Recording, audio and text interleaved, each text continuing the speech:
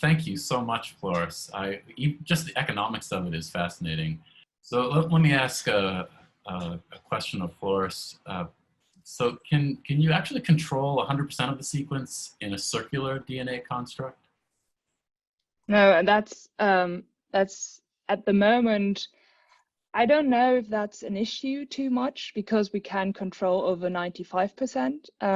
But we think of different approaches, downstream processing, that says we can cut out this residual fraction, which are 234 nucleotides, so not much, and then recircularize the strand, and then we would be able to control 100%. I think this is just a matter of a few experiments. I guess Mark can also tell more about that if he wants to. Do you want to make a comment, Mark? That was great. So Floris has approaches for, like she said, controlling up to 300 nucleotides of a fixed region if it's circular, and if it's linear, then removing even that segment to make a considerably smaller fixed amount of on the order of a couple dozen or so nucleotides. So. Terrific. So to help sifting through the audience questions, I have Cheryl Greenberg, who has not been previously introduced, so I'm just saying her name here. She's my colleague here at the MIT Corporate Relations office, and she's joining us. So Cheryl will be hosting the questions coming from the Q&A. I see that all three of us are appearing, which is great. So Cheryl, why don't you go on and ask the first question? Great, thanks, John. So this is a question for Floris. Can the DNA origami structure assembly tolerate potentially useful modifications such as cysteine methylation? Cytosine, I think they were referring to. Yes. And yeah, I mean, I can start off and then maybe hand it over to Floris. So that's a great question. So in general, modifications are well tolerated. The hybridization within the origami objects consists of a very high amount of free energy, thousands of nucleotides or hundreds, and modifications such as that are definitely of interest for modulating either the stability in vivo of the constructs or tailoring the immune response through TLR9 and other related signaling pathways. So it's a great question, and certainly one that can also be tested very rapidly in lab for any specific modification of interest. Mm-hmm. And similar along the same lines, what about in the self-assembling icosahedral structures? Can variable regions be inserted to create loop single-strand regions that project from the surface and other types of molecules?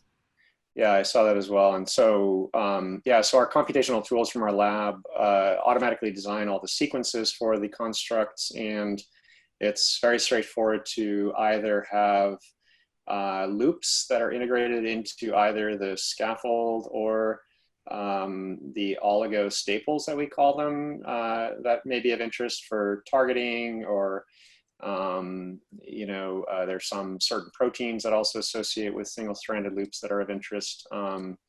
And alternatively, they can be linear, if linear regions, which we used for the HIV antigen project with Daryl Irvin's lab, where we conjugate a peptide nucleic acid that's single-stranded to the C-terminus of the antigen that has a 10 base region that then hybridizes uniquely to the complementary single-stranded DNA that's projecting from the DNA origami particle.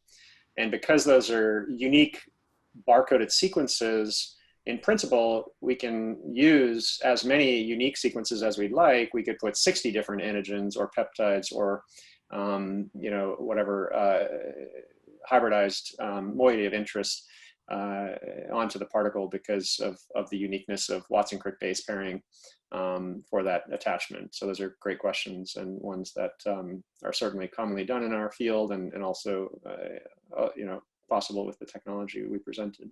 Let me just jump in with a request to the control room. Can we have the results of poll number 1, please?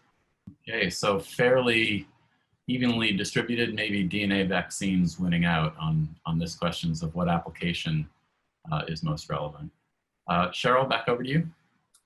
Great, thanks. And so if the production of double-stranded plasmid DNA is cheap and scalable, why should we use single-stranded? I'll let Floris answer that one. I'll just say that there are applications like she showed with homology-directed repair for CRISPR, as well as some other applications that may be of interest that can be more efficient with single-stranded DNA. But Floris, I'll let you comment since that's your area of expertise and research.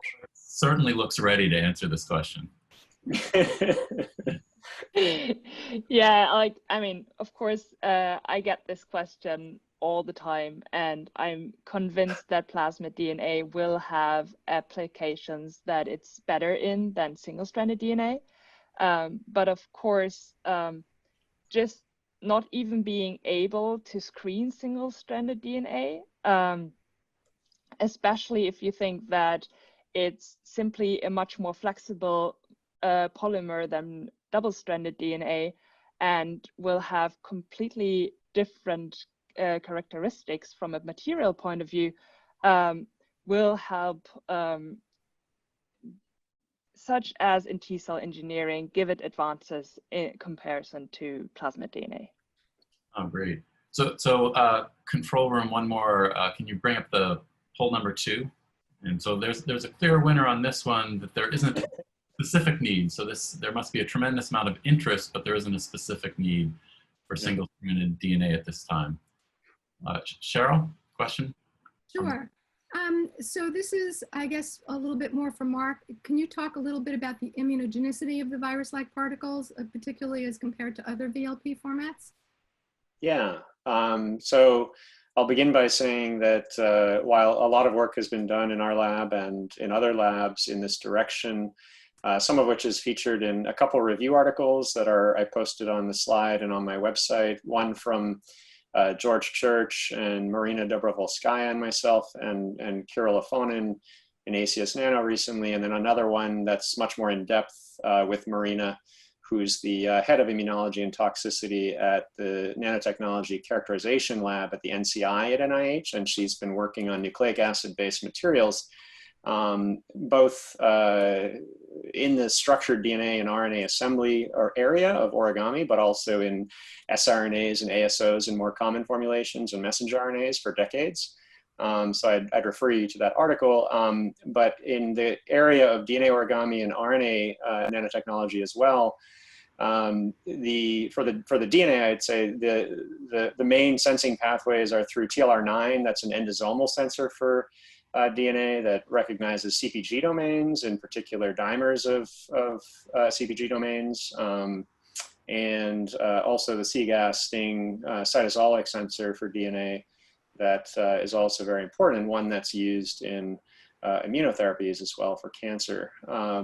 So those are the two sort of primary signaling pathways of interest, and the scaffold engineering that Floris showed, where we can control the CpG domain content and spacing, is one way of modulating based on sequence the immunogenicity of the particles. Methylation is another interesting strategy that we've been thinking about, and I think is related to one of the questions that came up, where human host DNA is methylated unlike viral DNA, and that also then modulates immunogenicity. So broadly, we view these materials, they are certainly nucleic acid based compared to protein particles, so they do activate the classical innate immune sensing that is involved with nucleic acid detection. But we view that as a sort of a format by which we can modulate immunogenicity in a way that we might want to use it for something like an immunotherapy, or we might want to silence it in the case of a genetic application or a gene delivery application, the same way as one uses modifications to sRNAs and ASOs to temper their immunostimulation. Great, thank you. And Floris, can you talk a little bit about the smallest DNA constructs you can produce, and also producing DNA strands longer than 10,000 bases? Yeah, so